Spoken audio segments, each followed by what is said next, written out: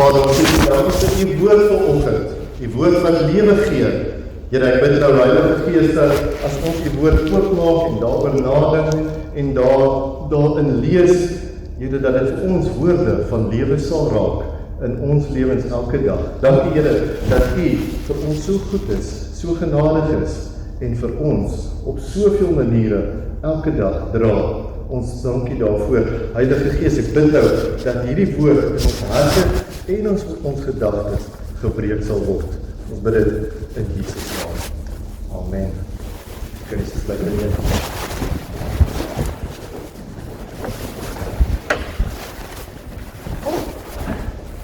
Ek hoop ek seker maar vanoggend, ek lyk maar netjies genoeg vir die kerk. Daarom sal ek vir die diens vanoggend, dink ek, ek sal gou 'n fotootjie ook neem, dat die dan vir mense kan wys.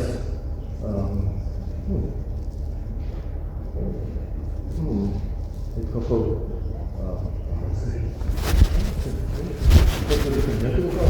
maar kan sien, die is so, aan sê, moet ons net foto, hier so foto op Instagram.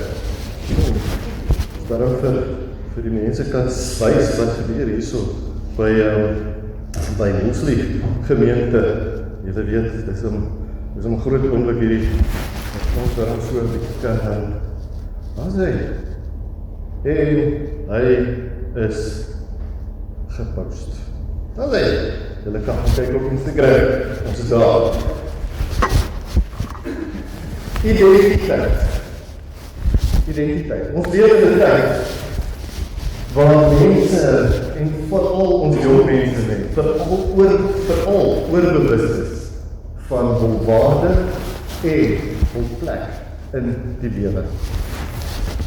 Sosiale media, Facebook, Instagram, hou ons baie besig. Ons word oorval met WhatsApp, wat ons gewildheid en dus ons eie waarde en ons identiteit baie keer bepaal. Ons voel waardevol of ons waarde word bepaal deur wat ons doen, ons populariteit, ons finansiële posisie, hoe suksesvol ons is in dit wat ons doen en bereik, en hoe goed ons kinders presteer. Of ons doel in die lewe het. En wanneer enige van bogenoemde ontbreek, dan voel ons dalk minder waardevol en minder gewild. Dit is veral ons julle jong mense, kan julle voel asof jy nie raak gesien word nie. En dat jy nie 'n plek in hierdie samelewing het waar jy jou voete kan neersit nie. Kom ons gaan weer terug na die lewe van Josef volgens. En ons kyk so 'n bietjie wat ons die afgelope paar weke ontdek uit sy lewe. Josef het al die rede in die wêreld gehad om totaal en al waardeloos, doelloos en sonder 'n plek te voel. Josef verloor alles. Hy verloor alles in sy lewe. Hy word weggeneem van sy vader en hy word in 'n put gegooi om daar dood te gaan en dan op die einde as 'n slaaf verkoop. Hy moet as 'n slaaf vir 'n ander man werk en hy werk aan sy eie toekoms en sy eie familie erfenis nie en in sy eie familie nie, maar hy staan in iemand anders se diens. Hy word onregmatig in die tronk gegooi nadat hy beskuldig word omdat hy die regte ding doen. En hy word daar in die tronk vergeet. Ons in ons Bybelgesprekkie het ons gekyk na 'n paar en by die huis het ons gekyk na 'n paar van hierdie momente in Josef se lewe. Sy reaksie daarop en 'n bietjie gedink hoe God ons elkeen deur soortgelyke situasies in ons lewens gedraai het. Ons gaan dit ook doen Woensdag aand in Brederivier. So liewe jong mens, dink 'n bietjie hoe sou jy gereageer het as jy en hoe sou jy gevoel het as wat met Josef gebeur het met jou gebeur? As jy as ek dink aan Josef, hy was seker nie ouer as 14 jaar op daai stadium. So mensenhandel, human trafficking, is iets wat nie vreemd is in daardie wêreld nie. Dink, jong mense, hoe sê jy gevoel het, as jy weggeneem word van jou ouers, van jou gesin, jou familie, van jou wêreld wat jy ken, en die lewe wat jy beplan het. Ouers, dink hoe sê jy gevoel het, as dit met jou kind sou gebeur het. So hier sien ons hierdie jong man, ontwortel gestroop van sy identiteit en uitgelewer. En dan maak hierdie storie 'n hele klomp verrassende draaie. Ons sien en besef dat daar 'n groot maar God in Josef se storie, se verhaal is.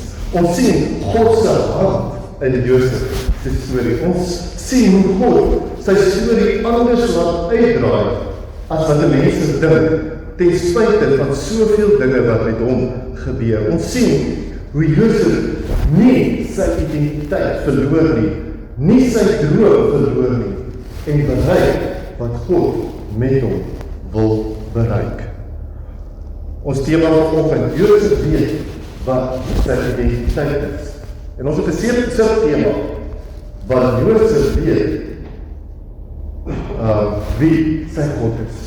So Josef weet wat sy identiteit is, want hy weet wie sy God is. Kom ons kyk 'n bietjie hoe dit in ons lewens kan help elke dag. In die eerste plek, Josef onthou wie hy werklik is. Josef onthou wie hy werklik is.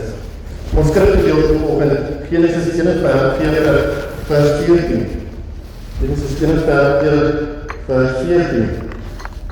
Die voorvader het Josef toe dan roep en hom het gou uit die put gehaal. Nadat hy gesteen en ander klere aangetrek het hy na die vader gegaan. Die vader sê vir Josef, ek het 'n droom gehad en daar is niemand wat dit kan verklaar nie. Ek het van jou gehoor, naamlik dat jy net 'n droom hoef te hoor om dit te verklaar. Josef het die vader geantwoord, dit berus nie by my nie. Net God kan 'n gunstige antwoord gee vir die vader. Net God kan 'n gunstige antwoord gee vir die farao. Josef sit hier in die tronk. Hy is gestroop van sy identiteit. Nie net is hy nou as 'n slaaf verkoop nie, maar en dat met ander woorde beteken dat hy was eintlik minder as 'n mens. Maar dan beland hy nog bo onregverdig in die tronk. Josef word 'n tronkvol. Kan iets ergers met 'n mens gebeur? Kan iets meer dramaties gebeur, waar jy totaal en al uit die samelewing gehaal word, waar jy gemarginaliseer word en op neergekyk word. En voordat word Josef vergeet daar in die tronk. Ek het voorheen genoem hoeveel mense deesdae hulle waarde daarop hou oor hoe hulle aangesien word.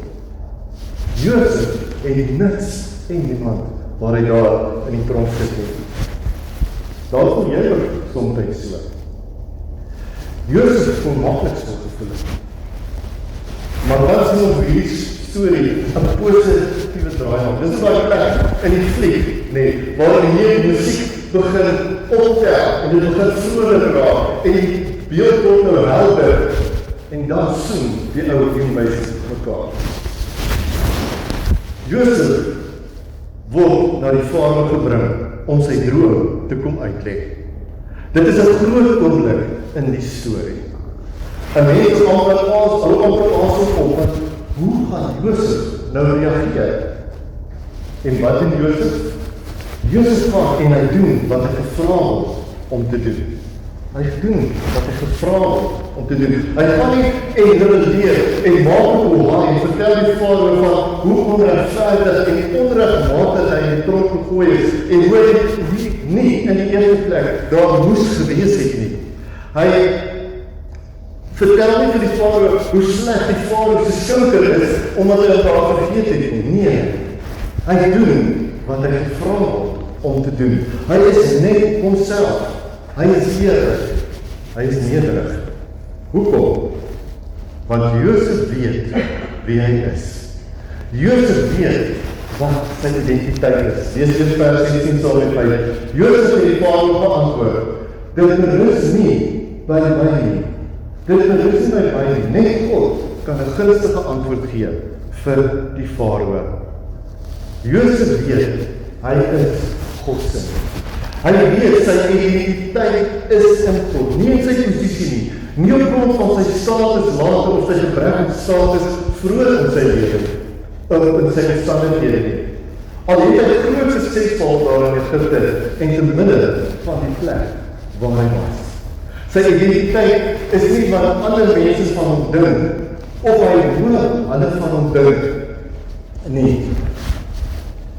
En is nie gegrond op sy sosiale media status en sy sosiale media profiel nie. Nee, hy weet wie sy God is, want hy is God se. Hy behoort aan God. God is sy Vader.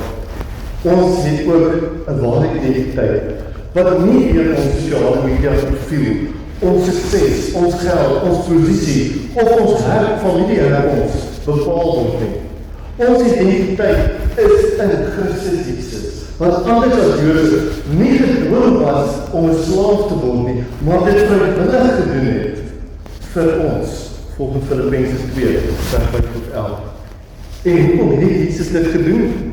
Sodat ek en jy kan lewe, sodat ons God as ons Vader kan hê en met hom versoen kan word, ten spyte van onsself, ten spyte van ons eie sondes en tekortkominge, sodat ons 'n ware identiteit kan hê, sodat God jou Vader kan wees.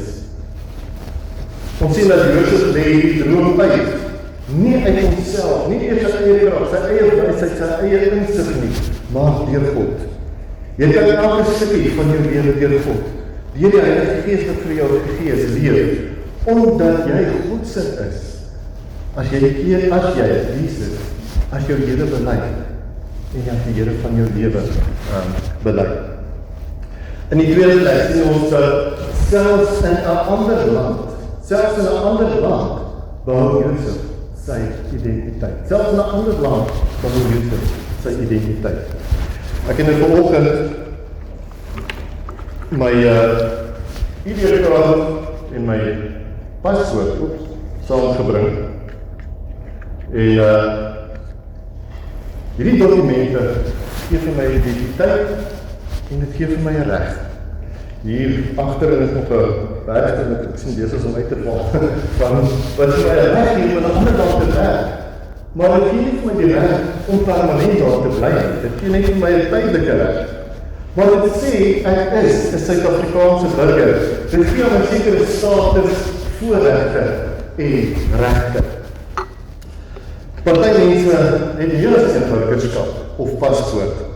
Daar is 'n Zimbabwe meerderheid van blankes meer as 'n paspoort. En benede die Zim-paspoort is baie van hulle ook 'n Suid-Afrikaanse een, daar 'n Australiese een of 'n Nieu-Zeelandse paspoort. So of daar ander lande se paspoort. So ons identiteit in hierdie wêreld word nie bepaal deur die feit dat ons Afrikaans praat, Suid-Afrikaners is, van 'n sekere ras is, jou geslag, of dat jy aan 'n sekere politieke party behoort nie. Dit word nie bepaal deur jou beroep, jou sosiale status, jou stokperd, die sport wat jy beoefen, of jy nog op skool is, en of jy daar al 'n student is nie. Of jy verlief, verloor, getroud is, of jy mamma of papa, of ouma of ouma is.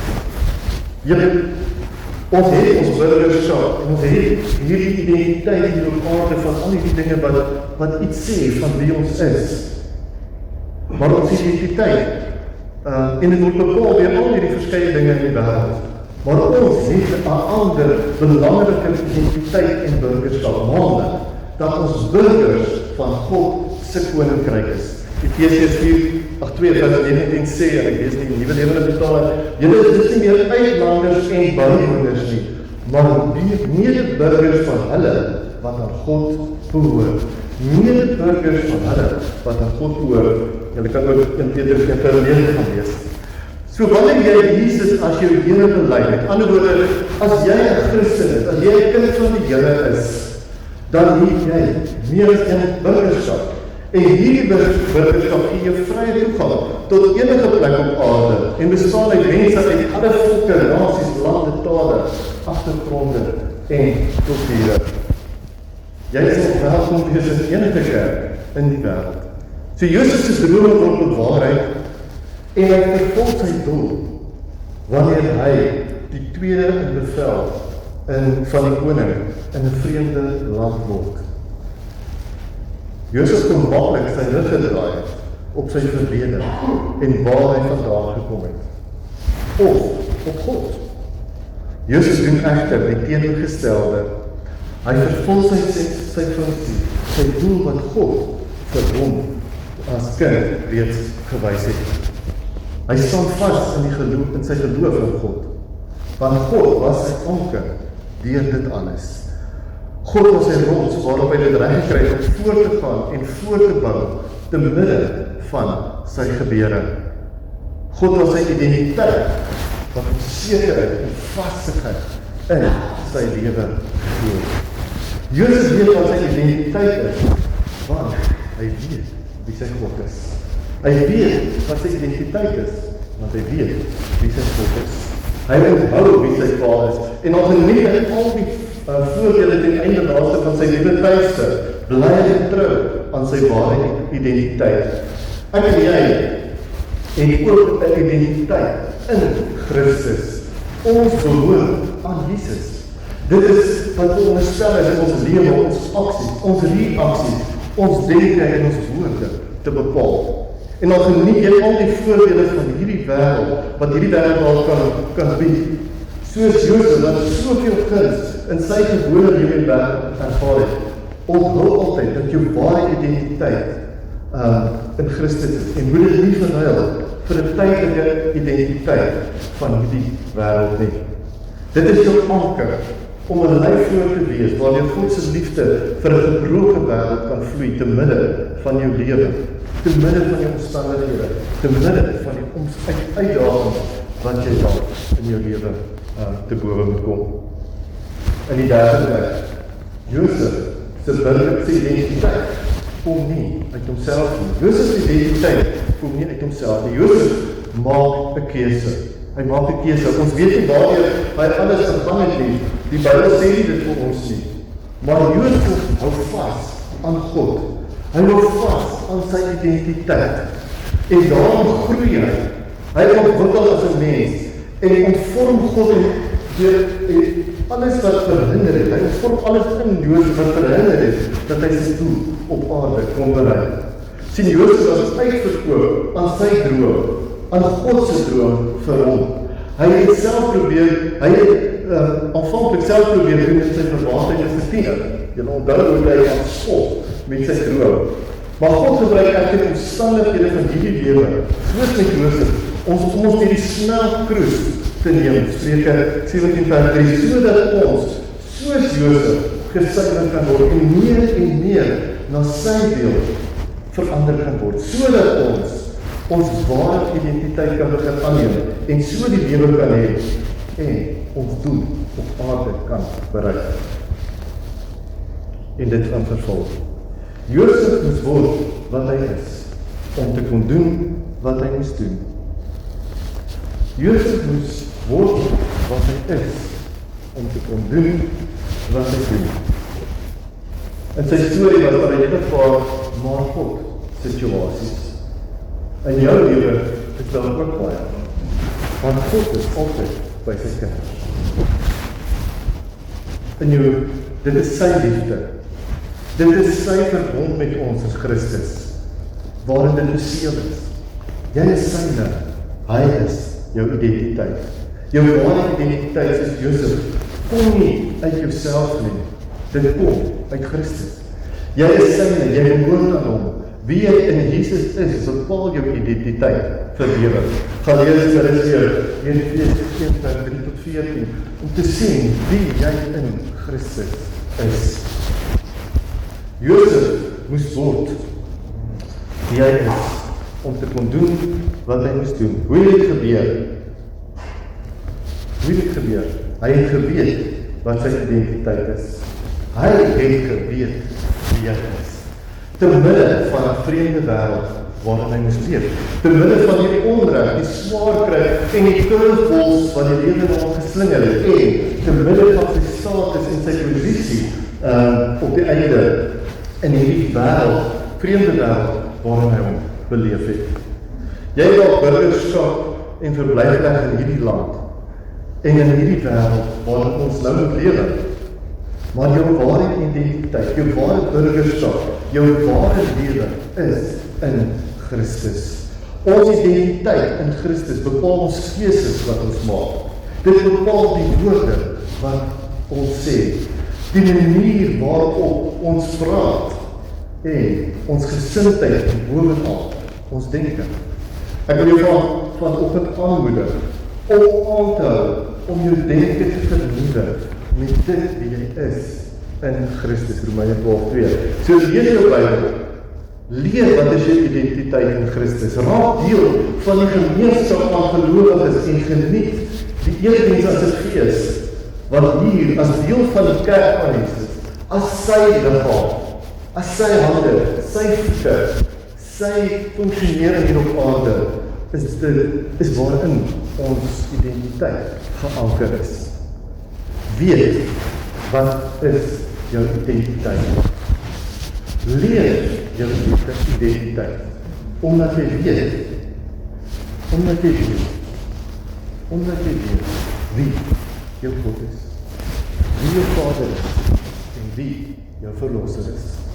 Amen. Here, dankie, dat ons identiteit nie net aan hierdie wêreld gebonde is nie. Here, dankie vir alles wat ons kan doen in hierdie wêreld.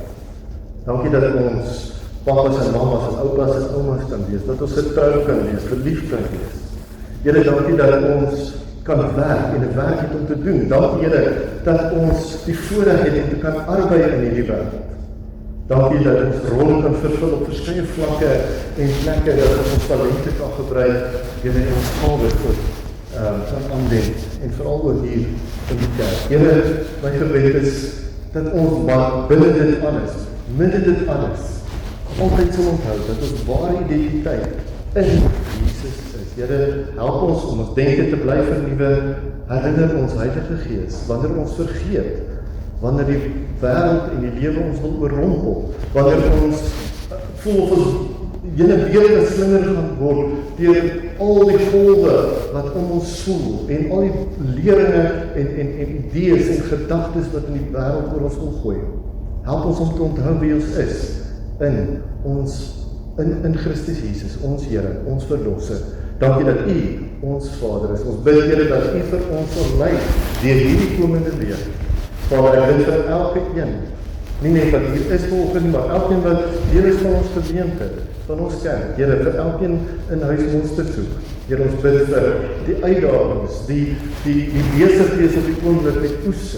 Here, ons bid vir die skool en die aktiwiteite daarmee saam. Here, dat U vir ons sal lei en sal bewaar. Ons bid, Here, vir ons komende aktiwiteite op in die gemeente.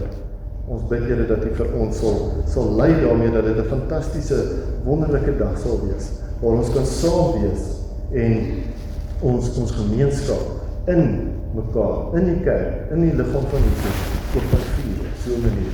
Here, dankie vir U liefde, U genade en die goedheid in Jesus naam. Amen. U gaan die geleentheid hê om die dankoffers op te neem. Ek net noem dat die van u wat nou nie